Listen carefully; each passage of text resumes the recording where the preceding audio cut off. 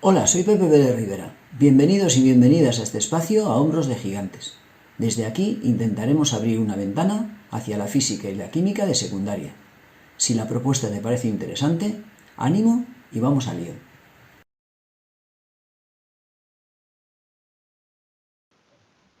Vamos a estudiar para el curso de cuarto de ESO el tema estructura de la materia y en particular la nomenclatura y formulación de sales. Las sales tienen su origen en una reacción entre los ácidos y los hidróxidos, los ácidos y las bases. En esta reacción, los ácidos y las bases se combinan para producir una sal y agua. Esta reacción la estudiaremos en profundidad llegado el tema de reacciones químicas y en particular en el apartado de ácidos y bases. Nos interesa mucho verla ahora para comprobar el comportamiento de las sales con respecto a los ácidos. Es importante observar que cuando en el ácido el hidrógeno se encargaba de neutralizar la carga, en este caso del ion cloruro del no metal, en la sal quien hace esta acción es un metal, en nuestro caso el metal sodio. Observa como en el caso del ácido sulfúrico, el hidrógeno se encargaba de neutralizar la carga del ion sulfato, SO4, que tenía dos cargas negativas. Ahora, quien se va a encargar de neutralizar la carga del ion sulfato es el sodio. Por tanto, si en los ácidos hidrácidos estábamos ante un hidrógeno enfrentado a un metal, en la sal derivada de este ácido hidrácido, lo que llamaremos las sales aloideas, quien se encarga de neutralizar la carga del no metal es un metal. El metal sustituye al hidrógeno en esta acción.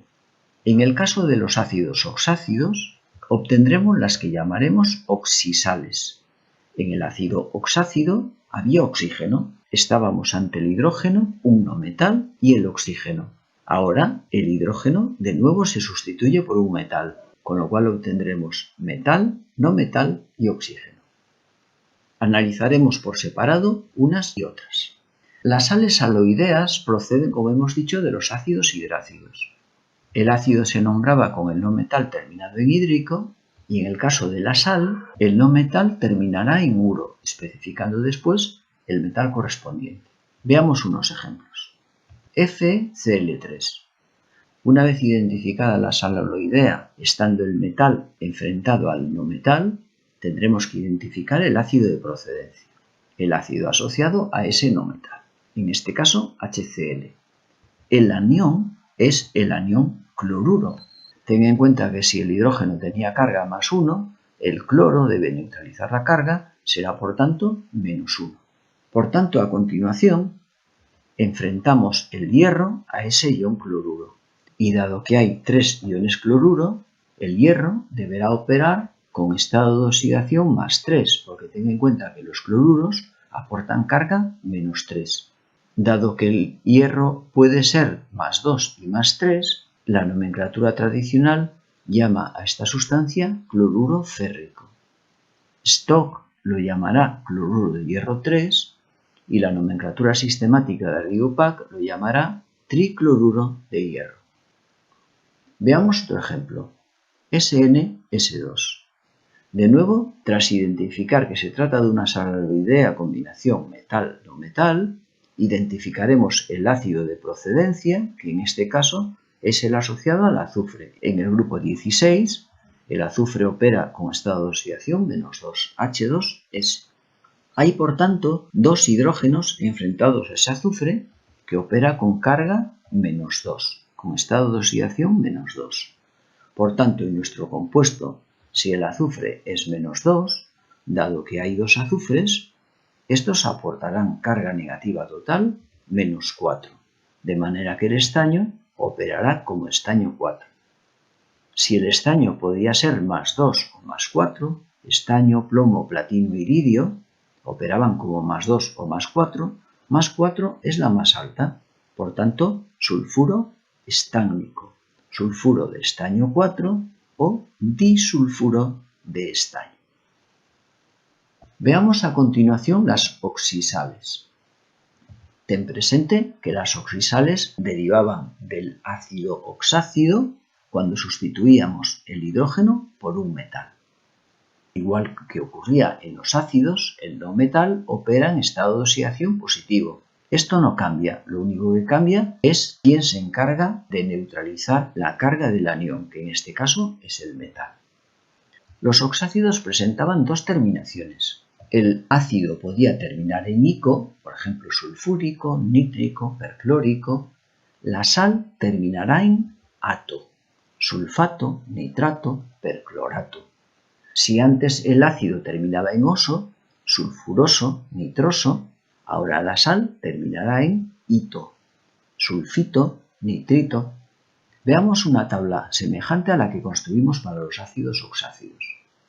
Teníamos el ácido carbónico, H2CO3, el ácido nítrico, HNO3, el ácido ortofosfórico, que recuerda que omitíamos en ocasiones ese orto, ácido fosfórico, el ácido sulfúrico, H2SO4, y el ácido perclórico, HClO4. En el ácido carbónico, cada hidrógeno aporta carga más 1. Si el anión CO3 está enfrentado a dos hidrógenos, si estos aportan carga más 1 cada uno de ellos, el anión tendrá carga menos 2. Y dado que el ácido terminaba en ico, el anión y las sales derivadas de este terminarán en ato, carbonato. En el caso del ácido nítrico, dado que el anión NO3 está enfrentado a un solo hidrógeno, tendrá carga menos 1. Dado que hay un hidrógeno más 1, el anión deberá ser menos 1. Y si el ácido terminaba en ico, la sal terminará en ato. H3PO4, ácido fosfórico, termina en ico. Por tanto, el anión terminará en ato. Dado que está enfrentado, en este caso, a tres cargas positivas de los tres hidrógenos, el anión deberá operar con tres cargas negativas. Y atención porque aquí hay un pequeño cambio. No solo cambia la terminación ico, no se trata del anión fosforato, se trata del anión fosfato. Estos pequeños cambios los asumiremos con naturalidad a medida que vayamos utilizando estas sustancias. Ácido sulfúrico, H2SO4. Nuestro anión ahora está enfrentado a dos hidrógenos, a dos cargas positivas, por tanto deberá operar con dos cargas negativas. E igual que ocurría con el caso anterior, no vamos a hablar del sulfurato, sino que vamos a hablar del sulfato.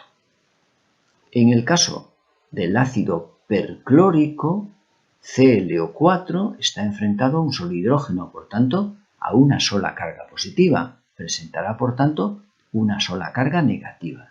Perclórico da lugar a perclorato. No nos vamos a encontrar sales asociadas al ácido carbonoso, por tanto, nos vamos al nítrico. Recuerda que sacábamos un oxígeno para obtener el nitroso. De igual modo, tampoco nos vamos a encontrar el ácido asociado al fosfórico, vamos a sacar un oxígeno al sulfúrico para obtener el sulfuroso y uno al perclórico para obtener el clórico. De nuevo, ácido nitroso. Observa que ahora el ácido cambió la terminación, por tanto la sal también la va a cambiar con respecto a los anteriores. Hablaremos de terminación icto en el anión y en las correspondientes sales. Por tanto, el anión NO2 está enfrentado a un solo hidrógeno, carga más 1, por tanto el anión tendrá que operar con carga menos 1. Y si la terminación en el caso del ácido era oso, cambiaba en la sal a ito, por tanto ion nitrito. En el caso del ácido sulfuroso, el anión SO3 está enfrentado a dos hidrógenos, a dos cargas positivas, por tanto este aportará dos cargas negativas. Ion sulfito. De nuevo la terminación oso cambia a ito. Anión sulfito. En el caso del ácido clórico, ahora el anión está enfrentado a un solo hidrógeno, por tanto presentará una sola carga negativa. La terminación ico da lugar a la sal que termina en ato, por tanto clorato. Sigamos sacando oxígenos para obtener el hiponitroso, el hiposulfuroso y el cloroso. En el caso de NO, está enfrentado a un solo hidrógeno, opera con carga, por tanto, -1. Se trata del anión hiponitrito. H2SO2, ácido hiposulfuroso. El anión SO2 está enfrentado a dos hidrógenos, por tanto, opera con carga -2. Anión hiposulfito. En el caso del ácido cloroso, el anión está enfrentado a un solo hidrógeno, por tanto, opera con carga -1 para compensar esa carga positiva del hidrógeno. Y la terminación oso en la sal cambia a ito, por tanto, ion clorito. Y finalmente, en el caso de HClO, era el ácido hipocloroso, el anión ClO está enfrentado a un solo hidrógeno, por tanto opera con una carga negativa. La terminación oso del ácido, de nuevo, cambia a ito, anión hipoclorito. Veamos a continuación unos ejemplos y a su vez analizaremos el nombre IUPAC de estas sustancias. Tengamos en cuenta que las sales siempre se nombran a partir de los ácidos. En el caso del ácido que en la nomenclatura tradicional termina en ico, en la sal, en el anión derivado correspondiente, terminará en ato. Y la sal será el no metal terminando en ato de el metal correspondiente. Exactamente lo mismo cuando el ácido terminaba en oso, la sal terminaba en ito. En el caso de los ácidos oxácidos, la IUPAC establecía un procedimiento en el cual indicaba cuántos oxígenos aparecían, el no metal terminado en ato con su correspondiente estado de oxidación de hidrógeno. Todo esto se va a mantener y lo único que va a cambiar es el metal. El metal sustituye al hidrógeno. Y si hay varios, habrá que indicar cuántos. Veamos unos ejemplos a modo de ilustración de esta situación. KNO3. El ácido de procedencia era HNO3, el ácido nítrico. El compuesto en este caso, KNO3. Recuerda que la terminación ico del ácido nítrico, en el anión cambiaba a ato. Por tanto, nítrico, nitrato, nitrato, potásico. La IUPAC llamaba esto trioxo nitrato 5, el estado de oxidación del nitrógeno, de hidrógeno. Trioxo nitrato 5 de hidrógeno. 3 oxígenos, trioxo. Mantenemos lo mismo hasta el hidrógeno, trioxo nitrato 5, de potasio. Solo hay un potasio, por tanto, tal cual. Veamos otro ejemplo. Na2SO4. La nomenclatura tradicional parte del ácido sulfúrico, y en la sal correspondiente, la terminación ico cambia a ato. Sulfato sódico. En el caso de la IUPAC, 4 oxígenos, tetraoxosulfato, 6, el estado de oxidación del azufre, de hidrógeno. El tetraoxosulfato 6 permanece y ahora en este caso tendremos que especificar que hay 2 sodios. Por tanto, tetraoxosulfato 6 de disodio. Y es todo en esta ocasión. Si te pareció interesante la propuesta, nos vemos caminando entre la ciencia como siempre, subidos a hombros de gigantes.